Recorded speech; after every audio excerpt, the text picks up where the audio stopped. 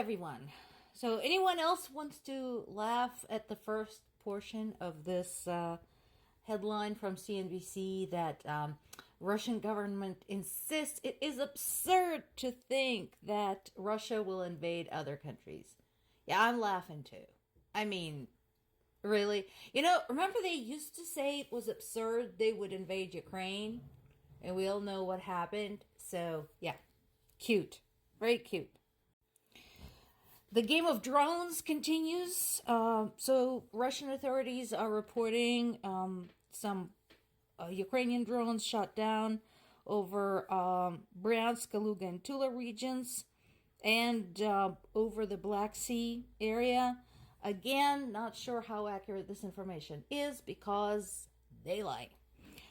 Ukraine said they shot down 15 out of 35 Russian drones that were launched at Mykolaiv, Sumy, Cherkasy, Kirovograd, Dnipropetrovsk, Kharkiv, Kherson, and Kiev regions. So this is all over the place. And again, remember that we have limited ammunition for those air defense systems. Okay? That is why Ukraine is so desperate for additional ammo and additional money. We need to, reload those babies.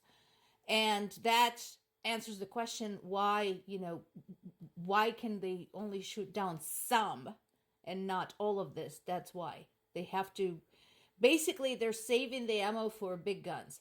And as I mentioned before, some of the destruction after these massive drone and missile attacks is caused by pieces of the drones and missiles falling down.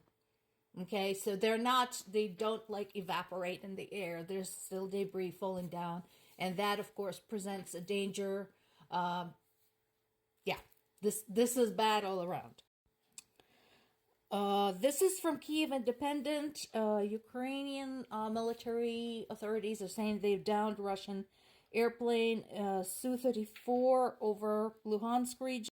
And that is pretty damn embarrassing for Russia because as of January 30th, Ukraine had shot down about 332 Russians' warplanes. So that is definitely good news. Add to that the fact that they've decapitated Russia's navy. That is pretty amazing. Again, considering that they're functioning with some very limited resources, that is incredible.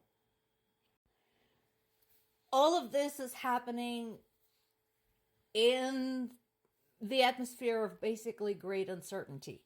Ukraine says that the deal for Ukraine is difficult. Well, guys, it's either going to be difficult now or it's going to be difficult more when Russia moves in. So keep that in mind. And look at that second piece over there. So we were talking about the airplane crash that was allegedly carrying POWs. Ukraine said, okay, if they were carrying POWs, you guys gave us the list. Now hand over the bodies. And Russia is refusing. So again, there's a big question as to what was aboard that airplane. I seriously doubt that it was POW. I think the list that they gave Ukrainians is the list of prisoners they have already killed while in Russian custody. And their story about prisoner exchange is basically just a big cover-up.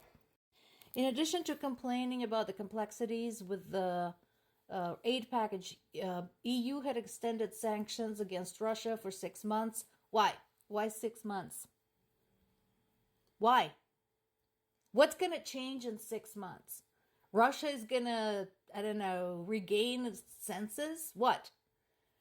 Sanctions should remain in place indefinitely, pending Russia's leaving Ukrainian territory, and we are talking about all of Ukrainian territory, including currently occupied regions and Crimea. Just leave those sanctions in place, don't move them, don't do anything to them, and make it very clear that that's how it's going to stay. This is a really good point. So for the longest time, between the lies, the cover up of what was actually going to in Ukraine, uh, people in Russia felt sort of disassociated from the war, despite the fact how many people in Russia have friends and relatives in Ukraine. That includes my family. My parents have friends in Moscow. But no matter how much they try to tell them what's actually going on, the response is usually disbelief. It doesn't matter how many pictures you show them, how many reports, how many satellite images, how many videos. They just don't believe it. They insist that Russian army would never hit civilians. Whatever. But now it's really hitting home, literally, because of Ukraine's acts of sabotage and hits against Russian military objects deeper and deeper into Russian territory. Russian media continues to basically feed people the same bullshit that this is the war by proxy that NATO or US, depending on which day of the week it is waging against Russia, using Ukraine as an intermediary. That is not true. It was never true. Just, I don't know how anybody can believe this anymore. But that is what's happening. And right now, the response, as to be expected, is based on those lies.